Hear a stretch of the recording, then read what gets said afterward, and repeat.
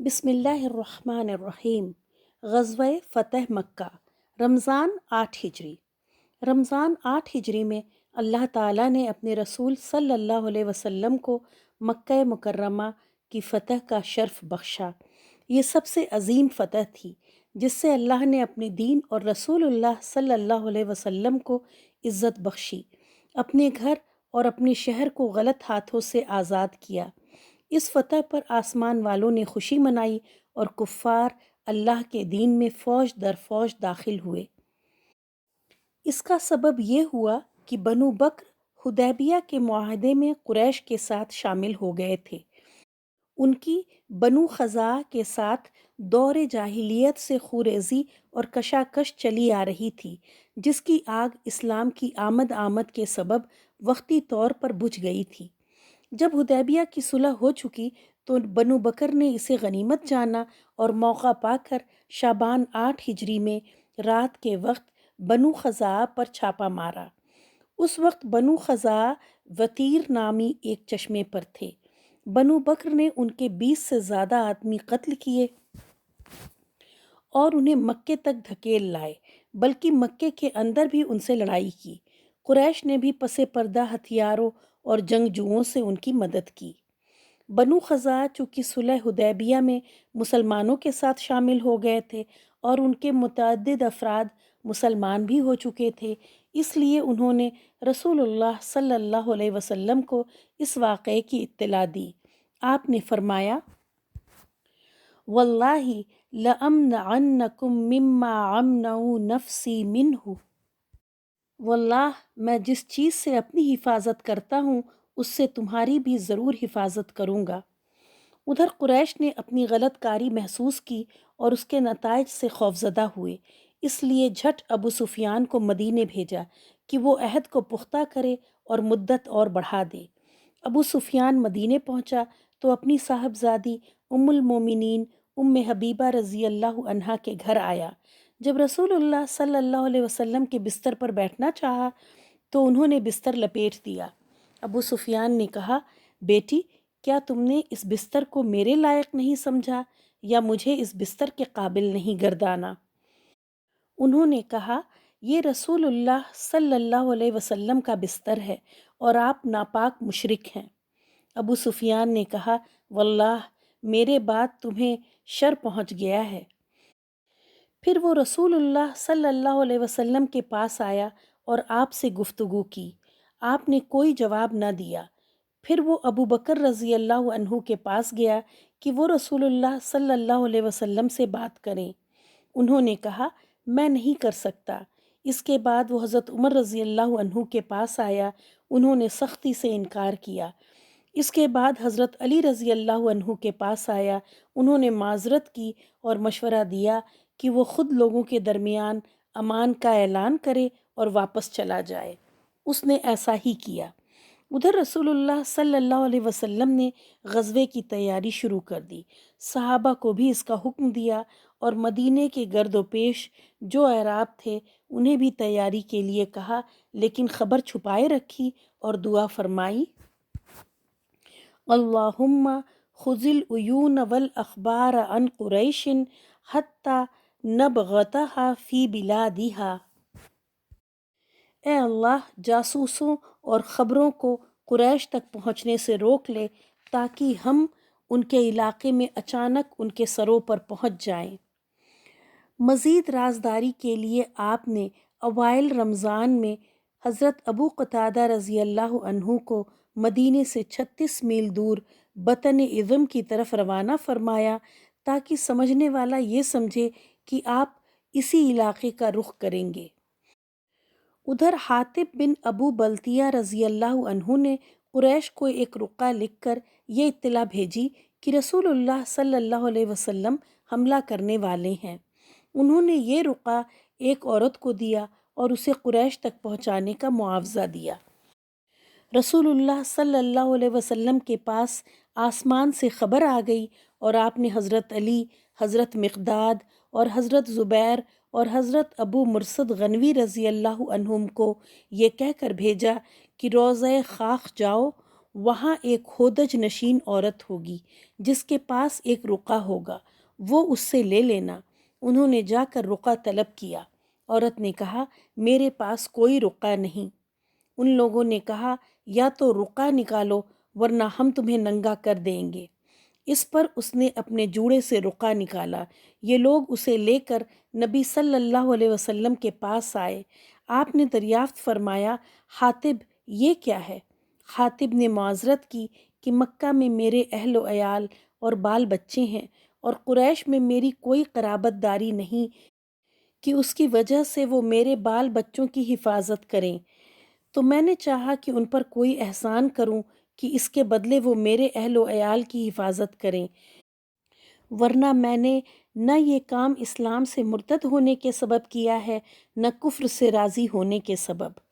حضرت عمر رضی اللہ عنہ نے کہا اللہ کے رسول صلی اللہ علیہ وسلم مجھے چھوڑیے، میں اس کی گردن مار دوں، کیونکہ اس نے اللہ اور اس کے رسول کی خیانت کی ہے اور منافق ہو گیا ہے۔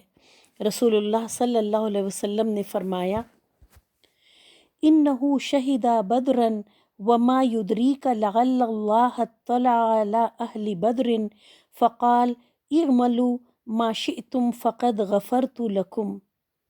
یہ جنگ بدر میں حاضر ہو چکا ہے اور تمہیں کیا پتہ، ہو سکتا ہے اللہ نے اہل بدر پر جھانک کر کہا ہو تم لوگ جو چاہو کرو، میں نے تمہیں بخش دیا۔ یہ سن کر حضرت عمر رضی اللہ عنہ کی آنکھیں نم ہو گئیں اور کہا اللہ اور اس کے رسول بہتر جانتے ہیں۔ مکے کی راہ میں 10 رمضان سن 8 ہجری کو رسول اللہ صلی اللہ علیہ وسلم نے مدینہ چھوڑ کر مکے کا رخ کیا۔ آپ کے ساتھ 10,000 صحابہ کرام تھے۔ مدینے پر بطور منتظم ابو رحم غفاری رضی اللہ عنہ کا تقرر فرمایا۔ جحفہ پہنچے تو آپ کے چچا حضرت عباس رضی اللہ عنہ ملے۔ وہ مسلمان ہو کر اپنے بال بچوں سمیت ہجرت کرتے ہوئے آ رہے تھے۔ ابوا میں آپ کے چچیرے بھائی ابو سفیان بن حارث اور پھوپھی زاد بھائی عبداللہ بن ابو امیہ ملے۔ آپ نے ان دونوں سے منہ پھیر لیا کیونکہ یہ دونوں آپ کو سخت اذیت پہنچاتے اور ہجو کرتے رہے تھے۔ حضرت ام سلمہ رضی اللہ عنہا نے عرض کی ایسا نہیں ہونا چاہیے کہ آپ کے چچا زاد اور پھوپھی زاد بھائی ہی آپ کے یہاں سب سے بدبخت ہوں۔ حضرت علی رضی اللہ عنہ نے ابو سفیان بن حارث کو سکھایا کہ تم رسول اللہ صلی اللہ علیہ وسلم کے سامنے جاؤ اور ان سے وہی کہو جو برادران یوسف نے حضرت یوسف علیہ السلام سے کہا تھا تاللہ لقد آثرک اللہ علینا وإن کننا لخاطئین۔ اللہ کی قسم اللہ نے آپ کو ہم پر فضیلت بخشی اور یقیناً ہم ہی خطا کار تھے۔ انہوں نے ایسا ہی کیا۔ رسول اللہ صلی اللہ علیہ وسلم نے فرمایا لا تثریب علیکم اليوم یغفر اللہ لکم وہو ارحم الراحمین۔ آج تم پر کوئی سرزش نہیں، اللہ تمہیں بخش دے گا اور وہ سب سے زیادہ رحم کرنے والا ہے۔ اس پر ابو سفیان نے آپ کو چند اشعار سنائے اور اپنی سابقہ حرکت پر معذرت کی۔ جب آپ قدید پہنچے تو دیکھا کہ لوگوں پر روزہ گرا گزر رہا ہے، تو روزہ کھول دیا اور لوگوں کو بھی کھولنے کا حکم دیا۔ پھر سفر جاری رکھا یہاں تک کہ عشاء کے وقت مرع الزہران میں نزول فرمایا۔ آپ کے حکم سے لشکر نے الگ الگ آگ جلائی، یوں آگ کے 10,000 الاؤ روشن کیے گئے اور حضرت عمر رضی اللہ عنہ کو پہرے پر مقرر فرمایا۔ ادھر ابو سفیان خوف اور اندیشے کے عالم میں نکلا، اسے کچھ پتہ نہ تھا۔ اس کے ساتھ حکیم بن حزام اور بدیل بن ورقہ بھی تھے۔ آگ دیکھی تو کہنے لگا آج جیسی آگ اور لشکر تو میں نے کبھی دیکھا ہی نہیں۔ بدیل نے کہا یہ خزاعہ ہیں۔ ابو سفیان نے کہا خزاعہ اس سے کہیں کم اور ذلیل ہیں کہ یہ ان کی آگ اور ان کا لشکر ہو۔ ابو سفیان دربار نبوت میں اس وقت حضرت عباس رضی اللہ عنہ نبی صلی اللہ علیہ وسلم کے خچر پر چکر لگا رہے تھے۔ آواز سنی تو پہچان گئے اور کہا ابو حنظلہ۔ اس نے کہا ابو الفضل؟ کہا ہاں۔ اس نے کہا کیا بات ہے؟ میرے ماں باپ تجھ پر قربان۔ حضرت عباس نے کہا یہ رسول اللہ صلی اللہ علیہ وسلم ہے لشکر سمیت، ہائے قریش کی تباہی، واللہ۔ اس نے کہا اب کیا ترکیب ہے؟ میرے ماں باپ تجھ پر قربان۔ حضرت عباس رضی اللہ عنہ نے کہا اگر وہ تمہیں پا گئے تو تمہاری گردن مار دیں گے، لہٰذا اس خچر پر پیچھے بیٹھ جاؤ، میں تمہیں رسول اللہ صلی اللہ علیہ وسلم کے پاس لے چلتا ہوں۔ چنانچہ وہ پیچھے بیٹھ گیا۔ جب عمر بن خطاب رضی اللہ عنہ کے پاس سے گزر ہوا، انہوں نے دیکھا تو کہا ابو سفیان، اللہ کا دشمن، اللہ کی تعریف ہے کہ اس نے بغیر کسی عہد و پیمان کے تجھے ہمارے قابو میں دے دیا۔ اس کے بعد انہوں نے رسول اللہ صلی اللہ علیہ وسلم کی طرف دوڑ لگائی۔ ادھر حضرت عباس رضی اللہ عنہ نے خچر کو ایڑ ماری، چنانچہ وہ رسول اللہ صلی اللہ علیہ وسلم کے پاس پہلے پہنچ گئے۔ پھر حضرت عمر رضی اللہ عنہ داخل ہوئے۔ انہوں نے پہنچتے ہی آپ سے ابو سفیان کی گردن مارنے کی اجازت چاہی۔ حضرت عباس رضی اللہ عنہ نے کہا میں نے اسے پناہ دے رکھی ہے، اور رسول اللہ صلی اللہ علیہ وسلم کا سر پکڑ لیا اور کہا آج رات میرے سوا کوئی اور آپ سے سرگوشی نہ کرے گا۔ حضرت عمر رضی اللہ عنہ نے بار بار اجازت چاہی، لیکن رسول اللہ صلی اللہ علیہ وسلم خاموش رہے۔ پھر حضرت عباس رضی اللہ عنہ سے کہا اسے اپنے ڈیرے پر لے جاؤ، صبح میرے پاس لے آنا۔ پھر جب صبح خدمت نبوی میں حاضر کیا تو آپ صلی اللہ علیہ وسلم نے فرمایا وَيْحَكَ يَا أَبَا سُفْيَانَ أَلَمْ يَأْنِ لَكَ أَن تَعْلَمَ أَن لَا إِلَٰهَ إِلَّا اللَّهُ؟ ابو سفیان، تم پر افسوس، کیا اب بھی تمہارے لیے وقت نہیں آیا کہ تم جان سکو کہ اللہ کے سوا کوئی الہ نہیں؟ ابو سفیان نے کہا میرے ماں باپ آپ پر فدا، آپ کتنے بردبار، کتنے کریم اور کتنے خواہش پرور ہیں۔ اگر اللہ کے ساتھ کوئی الہ ہوتا تو اب تک تو میرے کچھ کام آیا ہوتا۔ آپ صلی اللہ علیہ وسلم نے فرمایا وَيْحَكَ يَا أَبَا سُفْيَانَ أَلَمْ يَأْنِ لَكَ أَن تَعْلَمَ أَنِّي رَسُولُ اللَّهِ؟ ابو سفیان، تم پر افسوس، کیا اب بھی وقت نہیں آیا کہ تم جان سکو کہ میں اللہ کا رسول ہوں؟ ابو سفیان نے کہا اس بات کے متعلق تو اب بھی دل میں کچھ نہ کچھ کھٹک ہے۔ اس پر حضرت عباس رضی اللہ عنہ نے کہا اس سے پہلے کہ تمہاری گردن ماری جائے اسلام لاؤ۔ چنانچہ ابو سفیان مسلمان ہو گیا اور حق کی شہادت دی۔ حضرت عباس رضی اللہ عنہ نے کہا اے اللہ کے رسول، ابو سفیان اعزاز پسند ہے، اسے کوئی اعزاز دے دیجیے۔ آپ صلی اللہ علیہ وسلم نے فرمایا نعم من دخل دار ابی سفیان فہو آمن، ہاں جو ابو سفیان کے گھر میں گھس جائے اسے امان ہے۔ مکہ مکرمہ میں رسول اللہ صلی اللہ علیہ وسلم کا داخلہ۔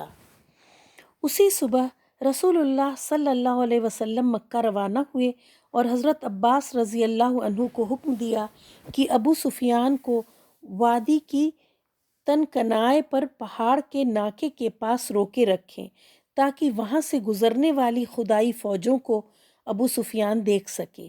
حضرت عباس رضی اللہ عنہ نے ایسا ہی کیا۔ ادھر قبائل اپنے پرچم لیے گزرنے لگے۔ جب کوئی قبیلہ گزرتا تو ابو سفیان پوچھتا کہ عباس یہ کون لوگ ہیں؟ جواب میں حضرت عباس رضی اللہ عنہ کہتے بنو فلاں، مثلاً بنو سلیم۔ ابو سفیان کہتا مجھ کو بنو فلاں سے کیا واسطہ؟ یہاں تک کہ انصار کا دستہ گزرا جس کا پرچم حضرت سعد بن عبادہ رضی اللہ عنہ اٹھائے ہوئے تھے۔ انہوں نے کہا ابو سفیان آج خوریزی اور مار دھاڑ کا دن ہے، آج کعبہ کی حرمت اٹھا لی گئی ہے۔ ابو سفیان نے کہا عباس پامالی کا دن مبارک ہو۔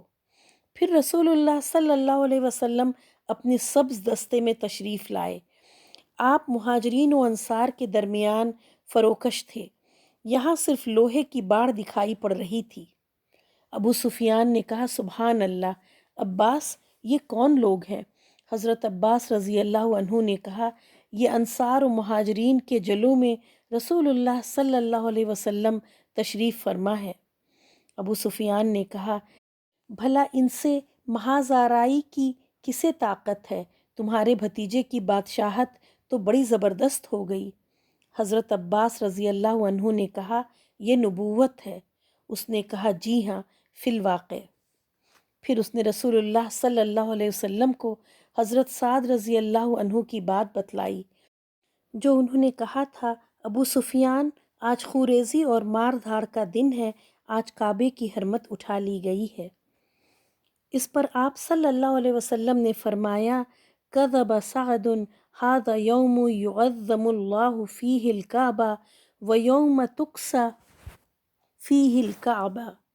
سعد نے غلط کہا، آج کعبہ کی تعظیم کی جائے گی، آج کعبہ کو غلاف پہنایا جائے گا، اور پرچم حضرت سعد سے لے کر ان کے صاحبزادے قیس رضی اللہ عنہ کے حوالے کر دیا۔ نبی صلی اللہ علیہ وسلم کے گزرنے کے بعد ابو سفیان تیزی سے مکہ پہنچا اور نہایت بلند آواز سے پکارا، قریش کے لوگوں، یہ محمد ہیں، تمہارے پاس اتنا بڑا لشکر لے کر آئے ہیں کہ مقابلے کی تاب نہیں، لہذا جو ابو سفیان کے گھر میں داخل ہو جائے اسے امان ہے۔ لوگوں نے کہا، تجھ پر اللہ کی لعنت، تیرا گھر ہمارے کتنے آدمیوں کے کام آ سکتا ہے؟ ابو سفیان نے کہا، اور جو اپنا دروازہ اندر سے بند کر لے اسے بھی امان ہے، اور جو مسجد حرام میں داخل ہو جائے اسے بھی امان ہے۔ یہ سن کر لوگ تیزی سے اپنے اپنے گھروں اور مسجد حرام کی طرف بھاگے۔ جب رسول اللہ صلی اللہ علیہ وسلم ذی طویٰ پہنچے تو میسرہ کے سالار حضرت خالد بن ولید کو حکم دیا کہ وہ قدا کے راستے مکے میں زیری حصے سے داخل ہوں، اور کوئی آڑے آئے تو اسے کاٹ کر رکھ دیں، یہاں تک کہ صفا پر آپ صلی اللہ علیہ وسلم سے آ ملے۔ اور میمنہ کے قائد اور رسول اللہ صلی اللہ علیہ وسلم کے علمبردار حضرت زبیر رضی اللہ عنہ کو حکم دیا کہ وہ قدا کے راستے سے بالائی حصے سے مکہ میں داخل ہوں اور ہجون میں آپ کا پرچم گاڑ دیں۔ نیز رسول اللہ صلی اللہ علیہ وسلم کی آمد تک وہیں ٹھہرے رہے، جبکہ پیادہ اور بے ہتھیار لوگوں کے قائد حضرت ابو عبیدہ رضی اللہ عنہ کو حکم دیا کہ وہ بطن وادی کا راستہ پکڑیں اور مکے میں رسول اللہ صلی اللہ علیہ وسلم سے آگے اتریں۔ اس موقع پر قریش نے خندمہ میں کچھ اوباشوں کو جمع کیا اور کہا کہ اگر انہیں کچھ کامیابی ہوئی تو ان کے ساتھ ہو رہیں گے، ورنہ جو کچھ مطالبہ کیا جائے گا منظور کر لیں گے۔ جب حضرت خالد رضی اللہ عنہ ان کے پاس سے گزرے تو ایک معمولی سی جھڑپ میں ان کے 12 آدمیوں کو کاٹ ڈالا اور باقی بھاگ کھڑے ہوئے۔ اس کے بعد حضرت خالد رضی اللہ عنہ مکے کے گلی کوچوں کو روندتے ہوئے کوہ صفا پر رسول اللہ صلی اللہ علیہ وسلم سے جا ملے، البتہ ان کے دستے کے 2 آدمی راستہ بھٹک کر لشکر سے بچھڑ گئے اور مارے گئے۔ ادھر حضرت زبیر رضی اللہ عنہ نے ہجون میں مسجد فتح کے پاس جھنڈا گاڑا اور ایک خیمہ نصب کیا، جس میں حضرت ام سلمہ اور حضرت میمونہ رضی اللہ عنہما نے قیام کیا اور وہیں ٹھہرے رہے، یہاں تک کہ رسول اللہ صلی اللہ علیہ وسلم تشریف لائے۔ تھوڑی دیر استراحت فرما رہے، پھر آگے بڑھے۔ اس وقت ابو بکر رضی اللہ عنہ آپ کے ہمراہ تھے اور باتیں کر رہے تھے۔ پھر آپ سورہ فتح کی تلاوت کرتے ہوئے مہاجرین و انصار کے جلوں میں مسجد حرام کے اندر داخل ہوئے، حجر اسود کو چوما اور بیت اللہ کا طواف کیا۔ آپ حالت احرام میں نہ تھے۔ اس وقت بیت اللہ کے گرد 360 بت تھے۔ آپ ایک لکڑی سے جو آپ کے ہاتھ میں تھی انہیں کچوکے لگاتے جا رہے تھے اور فرماتے جا رہے تھے، جاء الحق وزہق الباطل ان الباطل کان زہوقا۔ حق آ گیا اور باطل چلا گیا، یقیناً باطل جانے ہی والا ہے۔ جاء الحق وما یبدئ الباطل وما یعید۔ حق آ گیا اور باطل کی چلت پھرت ختم ہو گئی۔ اس ضرب سے بت اپنے چہروں کے بل گرتے جا رہے تھے۔ کعبے کی تطہیر اور اس میں نماز۔ جب آپ طواف سے فارغ ہوئے تو عثمان بن طلحہ کو بلا کر ان سے کعبے کی کنجی لی اور اسے کھولنے کا حکم دیا۔ پھر اس میں جو بت تھے انہیں نکلوا کر توڑوا دیا اور جو تصویریں تھیں انہیں مٹوا دیا۔ اس کے بعد آپ صلی اللہ علیہ وسلم اسامہ بن زید اور بلال رضی اللہ عنہما اندر داخل ہوئے اور دروازہ بند کر لیا۔ پھر دروازے کے مقابل کی دیوار کے رخ سے 3 ہاتھ کے فاصلے پر کھڑے ہوئے، اپنے بائیں 1 ستون اور دائیں 2 ستون اور پیچھے 3 ستون کیے اور 2 رکعت نماز پڑھی۔ پھر بیت اللہ میں گھوم کر اس کے اطراف میں اللہ کی تکبیر اور توحید کے کلمات کہے۔ پھر آپ صلی اللہ علیہ وسلم نے دروازہ کھولا۔ قریش مسجد حرام میں صفے لگائے کھچا کھچ بھرے ہوئے تھے۔ آپ نے دروازے کے دونوں بازو پکڑ کر ایک بلیغ خطبہ دیا جس میں اسلام کے بہت سے احکام بیان کیے، امور جاہلیت کو ساقط کیا اور اس کی نحوست کے خاتمے کا اعلان کیا۔ پھر فرمایا، یا معشر قریش ما ترون انی فاعل بکم، قریش کے لوگوں تمہارا کیا خیال ہے، میں تمہارے ساتھ کیا سلوک کرنے والا ہوں؟ انہوں نے کہا، اچھا، آپ کریم بھائی ہیں اور کریم بھائی کے صاحبزادے ہیں۔ آپ صلی اللہ علیہ وسلم نے فرمایا، لا تثریب علیکم اليوم اذهبوا فانتم الطلقاء، آج تم پر کوئی سازش نہیں، جاؤ تم سب آزاد ہو۔ پھر نیچے تشریف لائے، مسجد حرام میں بیٹھے، کنجی عثمان بن طلحہ کو واپس کی اور فرمایا، خذوها خالدۃ طالدۃ لا ینزعها منکم الا ظالم، اسے ہمیشہ ہمیشہ کے لیے لے لو، تم لوگوں سے اسے وہی چھینے گا جو ظالم ہوگا۔ بیت۔ اس کے بعد آپ صلی اللہ علیہ وسلم صفا پر تشریف لائے اور اتنا اوپر چڑھے کہ بیت اللہ کو دیکھ سکیں، پھر ہاتھ اٹھا کر دعا کی۔ اس کے بعد لوگوں سے اسلام پر بیعت لی۔ اس دن ابو بکر رضی اللہ عنہ کے والد ابو قحافہ بھی مسلمان ہوئے۔ ان کے اسلام لانے سے رسول اللہ صلی اللہ علیہ وسلم کو بہت خوشی ہوئی۔ پھر مردوں کے بعد آپ صلی اللہ علیہ وسلم نے اس بات پر عورتوں سے بیعت لی،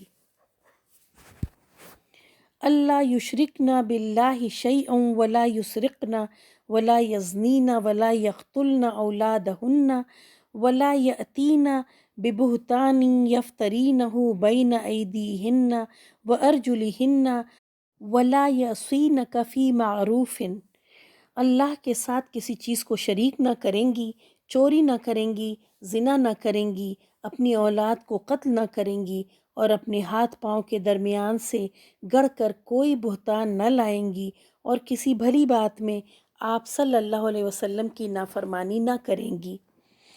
اس دن بیعت کرنے والی عورتوں میں ابو سفیان کی بیوی ہند بنت عتبہ بھی تھیں۔ وہ نقاب اوڑھ کر اور بھیس بدل کر آئیں۔ دراصل حضرت حمزہ رضی اللہ عنہ کی لاش کے ساتھ انہوں نے جو حرکت کی تھی اس کی وجہ سے انہیں اپنی جان کا ڈر تھا۔ جب ان کی بیعت پوری ہو چکی تو انہوں نے کہا، اے اللہ کے رسول صلی اللہ علیہ وسلم، روئے زمین پر کوئی خیمہ ایسا نہ تھا کہ جس کا ذلیل ہونا مجھے آپ کے خیمے والوں سے بڑھ کر پسند رہا ہو، اور اب روئے زمین پر کوئی خیمہ ایسا نہیں ہے کہ اس کا عزیز ہونا مجھے آپ کے خیمے والوں سے بڑھ کر پسند ہو۔ رسول اللہ صلی اللہ علیہ وسلم نے فرمایا، وَأَيْضًا وَالَّذِي نَفْسُ مُحَمَّدٍ بِيَدِهِ، اس ذات کی قسم جس کے ہاتھ میں محمد کی جان ہے، معاملہ بالکل ایسا ہی ہے۔ حضرت عمر بن خطاب رضی اللہ عنہ رسول اللہ صلی اللہ علیہ وسلم کی مجلس سے نیچے بیٹھے ہوئے تھے، لوگوں کو آپ کی بات پہنچا رہے تھے اور آپ کی طرف سے بیعت بھی لے رہے تھے۔ عورتوں سے مصافحے کے بغیر صرف کلام کے ذریعے سے بیعت ہوتی تھی۔ بعض لوگ رسول اللہ صلی اللہ علیہ وسلم سے ہجرت پر بیعت کرنے آئے۔ آپ صلی اللہ علیہ وسلم نے فرمایا، ذهب اہل الحجرۃ بما فیہا لا ہجرت بعد فتح مکہ ولکن جہاد ونیۃ وَإِذَا اسْتُنْفِرْتُمْ فَانْفِرُوا، اہل ہجرت ہجرت کا اجر لے گئے، فتح مکہ کے بعد اب مکہ سے ہجرت نہیں، البتہ جہاد اور نیت ہے، اور جب تم سے جنگ میں نکلنے کے لیے کہا جائے تو نکل پڑو۔ مجرمین کے خون رائیگاں قرار دیے گئے۔ رسول اللہ صلی اللہ علیہ وسلم نے اس دن کچھ اکابر مجرمین کے خون رائیگاں قرار دیے اور حکم دیا کہ اگر وہ خانہ کعبہ کے پردے سے بھی لٹکے ہوئے پائے جائیں تب بھی ان کی گردن مار دی جائے۔ اس کی وجہ سے زمین اپنی کشادگی کے باوجود ان پر تنگ ہو گئی۔ اب ان میں سے بعض پر تو کلمہ عذاب برحق ہوا اور وہ مارے گئے، اور بعض پر اللہ کی عنایت ہوئی اور وہ مسلمان ہو گئے۔ جو لوگ مارے گئے ان کے نام یہ ہیں: ابن قتل، مقیس بن سبابہ، حارث بن نفیل اور ابن قتل کی ایک لونڈی، اور کہا جاتا ہے کہ حارث بن طلحہ الخزاعی اور سعد کو بھی مارا گیا، جبکہ سعد کے بارے میں احتمال ہے کہ وہی ابن قتل کی لونڈی رہی ہوگی، لہذا کل 5 یا 6 افراد ہوئے۔ رہے وہ لوگ جنہوں نے اسلام قبول کیا، یعنی جو پہلے بھاگ یا چھپ گئے، پھر ان کے لیے امان حاصل کی گئی اور وہ آ کر مسلمان ہو گئے۔ وہ یہ تھے: عبداللہ بن سعد بن ابو سرح، اکرمہ بن ابو جہل، حبار بن اسود اور ابن قتل کی ایک دوسری لونڈی، کل 4 افراد، اور کہا جاتا ہے کہ کعب بن زہیر اور وحشی بن حرب اور ابو سفیان کی بیوی ہند بنت عتبہ بھی کل 7 افراد رضی اللہ عنہم۔ کچھ اور لوگ اپنی جان کے خوف سے چھپ گئے تھے، حالانکہ ان کے خون رائیگاں قرار نہ دیے گئے تھے۔ ان میں یہ نام آتے ہیں: صفوان بن امیہ، زہیر بن ابو امیہ اور سہیل بن عمر۔ پھر یہ سب مسلمان ہو گئے، وللہ الحمد۔ فتح کی نماز۔ رسول اللہ صلی اللہ علیہ وسلم چاشت کے وقت ہانی بنت ابو طالب کے گھر میں داخل ہوئے اور غسل کر کے 8 رکعت فتح کی نماز پڑھی، ہر 2 رکعت پر سلام پھیرا۔ ہانی نے اپنے 2 دیوروں کو پناہ دے رکھی تھی۔ حضرت علی رضی اللہ عنہ انہیں قتل کرنا چاہتے تھے۔ ہانی نے پوچھا تو رسول اللہ صلی اللہ علیہ وسلم نے فرمایا: قد اجرنا من اجرتی یا ہانی، جسے تم نے پناہ دی اسے ہم نے بھی پناہ دی ہانی۔ کعبے کی چھت پر اذان بلالی۔ نماز ظہر کا وقت ہوا تو رسول اللہ صلی اللہ علیہ وسلم نے حضرت بلال رضی اللہ عنہ کو حکم دیا اور انہوں نے کعبے کی چھت پر اذان دی۔ یہ غلبہ اسلام کے اعلان کا ہم معنی تھا، اور جس قدر مشرکین کو ناگوار تھا اسی قدر مسلمانوں کے لیے خوشگوار تھا۔ والحمد للہ رب العالمین۔ مکے میں رسول اللہ صلی اللہ علیہ وسلم کا قیام۔ جب مکے کی فتح مکمل ہو چکی تو انصار کو اندیشہ ہوا کہ کہیں رسول اللہ صلی اللہ علیہ وسلم وہیں مقیم نہ ہو جائیں، کیونکہ یہ آپ کا اور آپ کے خاندان اور قبیلے کا شہر تھا۔ اس وقت رسول اللہ صلی اللہ علیہ وسلم صفا پر ہاتھ اٹھائے دعا فرما رہے تھے۔ دعا سے فارغ ہوئے تو فرمائے: معاذ اللہ، المحیا محیاکم والممات مماتکم۔ اللہ کی پناہ، اب زندگی اور موت تمہارے ساتھ ہے۔ اس پر انصار مطمئن ہو گئے، ان کا خوف جاتا رہا اور وہ خوش ہو گئے۔ البتہ رسول اللہ صلی اللہ علیہ وسلم نے مکے میں 19 روز قیام فرمایا اور اس دوران آثار اسلام کی تجدید کی، مکے کو آثار جاہلیت سے پاک کیا، نئے سرے سے حرم کے ستون نصب کیے، اور آپ کی منادی نے اعلان کیا: من کان یؤمن باللہ والیوم الآخر فلا یدع فی بیتہ صنما الا کسرہ۔ جو شخص اللہ اور آخرت کے دن پر ایمان رکھتا ہو وہ اپنے گھر میں کوئی بت نہ چھوڑے بلکہ اسے توڑ دے۔ عزا، سوا اور منات کا خاتمہ۔ 25 رمضان کو رسول اللہ صلی اللہ علیہ وسلم نے 30 سواروں کے ساتھ حضرت خالد بن ولید رضی اللہ عنہ کو عزا اور اس کا بت خانہ ڈھانے کے لیے نخلا روانہ کیا۔ حضرت خالد نے جا کر اسے ڈھایا، یہ مشرکین کا سب سے بڑا بت تھا۔ پھر آپ نے رمضان ہی میں حضرت عمر بن عاص رضی اللہ عنہ کو سواغ نامی بت ڈھانے کے لیے روانہ کیا۔ یہ ہزیل کا سب سے بڑا بت تھا۔ اس کا استھان مکے کے شمال مشرق میں 150 کلومیٹر کے فاصلے پر رہات نامی مقام پر تھا۔ حضرت عمر نے اسے جا کر ڈھایا اور اس کا مجاور بت کی بے بسی دیکھ کر مسلمان ہو گیا۔ پھر آپ صلی اللہ علیہ وسلم نے سعد بن زید اشہلی رضی اللہ عنہ کو اسی ماہ رمضان میں 20 سوار دے کر منات کی جانب روانہ کیا۔ یہ قدید کے پاس مشلل میں تھا اور یہ کلب خزاع غسان اور اوس و خزرج کا بت تھا۔ حضرت سعد رضی اللہ عنہ نے جا کر اسے توڑ دیا اور بت خانہ ڈھا دیا۔ بنو حزیمہ کے پاس حضرت خالد کی روانگی۔ پھر آپ صلی اللہ علیہ وسلم نے ماہ شوال میں حضرت خالد بن ولید رضی اللہ عنہ کو بنو جزیمہ کے پاس تبلیغ اسلام کے لیے بھیجا۔ آپ کے ساتھ مہاجرین اور انصار اور بنو سلیم کے 350 افراد تھے۔ جب انہیں اسلام کی دعوت دی گئی تو انہوں نے کہا، سبعنا سبعنا، ہم نے اپنا دین چھوڑا، ہم نے اپنا دین چھوڑا۔ اس پر حضرت خالد رضی اللہ عنہ نے انہیں قتل اور قید کر لیا۔ پھر ایک دن حکم دیا کہ ہر آدمی اپنے قیدی کو قتل کر دے، لیکن حضرت ابن عمر اور ان کے ساتھیوں نے اس حکم کی تعمیل سے انکار کر دیا اور واپس آ کر نبی صلی اللہ علیہ وسلم سے اس کا ذکر کیا۔ آپ صلی اللہ علیہ وسلم نے ہاتھ اٹھا کر 2 بار کہا، اللہم ابرؤ الیک مما صنع خالد، اے اللہ، خالد نے جو کچھ کیا ہے میں اس سے تیری طرف سے برات اختیار کرتا ہوں۔ پھر حضرت علی کو مال دے کر بھیجا اور انہوں نے ان مقتولین کی دیت دی اور ان کا جو مال ضائع ہوا تھا اس کا معاوضہ دیا۔ کچھ مال اضافی بچ رہا تو وہ بھی انہی کے لیے چھوڑ دیا۔ اس موقع پر حضرت خالد رضی اللہ عنہ نے جو کچھ کیا تھا اس کی وجہ سے ان میں اور حضرت عبد الرحمن بن عوف میں کچھ سخت کلامی اور بدگمانی ہو گئی تھی۔